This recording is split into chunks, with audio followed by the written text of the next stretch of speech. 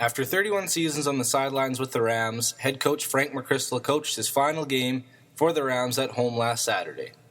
This was the end of an era for the U of R Rams. Sports editor Matt Winchruck and contributor John Lepke were able to sit down with McCrystal, Dick White, and a few players to discuss the effect McCrystal had on them and to bid farewell to this U of R athletics great. Hi, so my name is John Lepke, and I'm a contributor with the Carillon, and we're here with Dick White, the athletic director at the University of Regina. How are you this morning? I'm great, thank you. That's good. Thank you so much for agreeing to interview. No problem. So we're here to talk about Frank McCrystal's career as the coach of the Rams.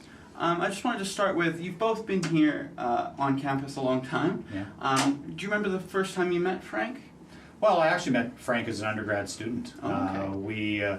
We were at university a similar period of time, and although there weren't a lot of occasions, I know that when he was playing for the Rams at that time, that we might have had some casual chats here and there at a local watering hole or whatever. Yeah. Absolutely. What have you seen as he's developed as a leader on campus, back from when you knew him as a student to now as an established? Well, Frank and the Rams name are really synonymous, from him being an all-star linebacker with the team to his role as, through assistant coach and head coach of the program. He had been the head coach of the Rams junior team for 15 years before he came to the campus. So he was well known within the community as the leader of the football program. And there's nothing really like when a program gets established, whoever that first coach is. Nobody else will ever be the first coach. Absolutely. And so we knew we were getting a very experienced football person. It was more the ability to adapt to coaching at a university level, which has other implications for the academic requirements of the student athletes, and the delivery of the program is somewhat different than a junior level. So Frank was able to adapt to that very easily, because a number of the Rams prior to them joining Canada West and CIS were students out here. They were just playing for the junior team at the time. You mentioned academics earlier. If we walk down the kinesiology hallway, you can see the number of academic All-Canadians that we've had. Could you speak a little bit to Coach McCrystal's focus on academics and his ability to mold the two? It has been something that he realized early, that being able to retain football players was going to be an important part of success, and that retention at the university level is very much dependent on meeting academic standards. And so really from very early in the program, he brought on Dr. Don Clark to be an academic advisor, and regular study halls for the football team, and being able to access some of the Student Success Center programs that they have has been something that's key. And so that when they leave here, they've not only had a good football experience, they've had a great university academic experience as well, and are well prepared for their life after football is done. And we're here with Frank McCrystal, Rams head coach. How are you this morning? I'm good this morning. I feel good this morning because we're still in it. Absolutely. Congratulations on the win, on getting into the playoffs. I know it was a bit touch and go there for a bit, but yeah, it's good. All right, so we're here to talk about your career as Rams head coach as you sort of head towards your retirement. But let's start at the beginning. How did you first get involved with the sport of football? Well, geez, that goes back a long way then. This is, I started playing football, kind of organized football, in would have been 1968. I was a grade 9 at Campion High School, and we have Campion College here on campus, and so Campion High School was a Jesuit all-boys school, and actually if you went to Campion, you played football. Almost everybody played football. There's 350 students in the school, and they had a senior team, a junior team, and 4 intramural teams. So I started playing like organized, with pads and helmets and everything in grade 9 there in 1968, and so that's where that began anyway. Just continue from there. What first drew you to the game? Out of curiosity. Well, I don't know. I think it's I think football's kind of a big deal around here. Mm-hmm. I mean, I remember my dad when I was just a just a little squirt, taking me to the Rider games and watching guys. I don't know if you know those names, like guys like Kenny Plain and so obviously Ron Lancaster and George Reed and in those days you could go in and you could actually sit up around the field. They had a little 3-foot fence, and you could sit up around the field. I'd sit with my dad up in the stand zone, and it was much more relaxed at that time because now everybody needs a ticket. But when I was a kid, you could go in and he'd just take me in, and I'd sit on his knee, and we'd watch the Riders. So you became coach of the Rams head coach of the Rams in 1984. Right. What do you think has changed football-wise in those? Well, I 30 think years? I think the one thing is that the players are bigger, they're stronger, they're smarter. Our technology gives them better instruction. Some of the technical things we have with our video and the breakdown of the video and the reports that we're able to generate through the video and the software programs we have is pretty darn good. And when you have information and you're able to communicate that information, it just makes for smarter, more educated people. Whether that's in the classroom or whether that's on the football field. So I think that's something. I also think that the training is much improved and much more supervised. I mean, when I played, and I shouldn't even talk about that, but in 1984, we did have somebody that we used to do some of the training with us, but we've really expanded that and extended ourselves beyond what was available to us at that time. And as a result, our guys, like I said, they're bigger, they're stronger, they're faster, they jump higher, they jump further.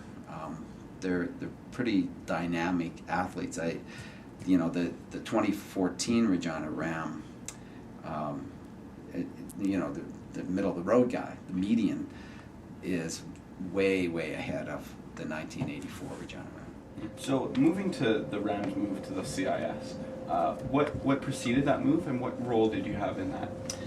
Well, at that time it was I'd been coaching the Rams for 15 years, and I was probably ready to step aside, and just concentrate on things with my family and my teaching. But it would have been a much more difficult transition without some stability at the coaching with the coaches. Myself and Bernie Schmidt were consistent through that whole time, and so it was really a result of probably too much success that we had in junior football, because of the last 6 years that we were in junior football, we won the Canadian Championship 5 times, and we were winning it. We had some close games. 97 was a close game, but we were really beating some teams pretty soundly. And I didn't, it wasn't initiated by me at all. But when it was a possibility, and when there was discussions from people with our board of directors, like Paul Barnby at that time, with the Dean of Kinesiology, who was Ralph Nilsson, who then bounced it off at that time, the president, a guy named David Barnard, who is actually the president of the University of Manitoba now.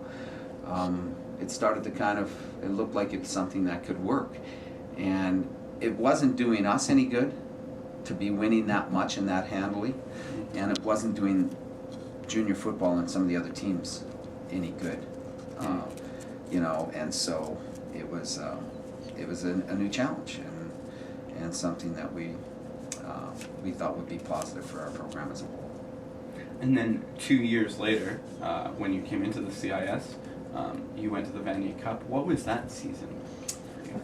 A bit of a blur. I was still at that time I was teaching halftime, so I was teaching at Leboldas High School, and so I taught there in the morning. And after my morning classes, I came, and our offices were at the old campus.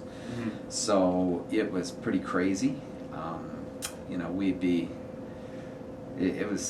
It was long. I mean, after 1999, we went 0-8, and so we go, okay, like now we're playing guys, like I said before, that were almost 30 years old in some cases, and guys that we had really beat the heck out of back in the junior days, but now they were older.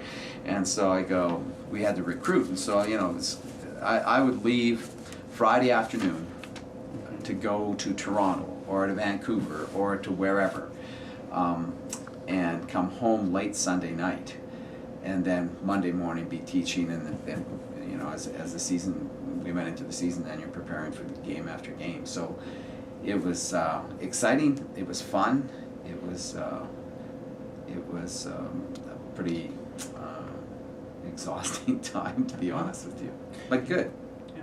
And speaking of how long you've been the coach, so you've left, not to get too sentimental, but a legacy behind, or you continue the legacy. But if somebody were to look back at their career, what do you think is one thing that you'd hope they'd pick up? Well, I've been asked this a few times, and I think really the thing that I would say is I would be hopeful that they believe they were treated fairly and honestly. I don't think that we've ever worked behind people's back. I believe that when players wanted answers, had questions, that they could come here and the doors open and they could come here and we could talk. I'm not suggesting that we made every decision that was right.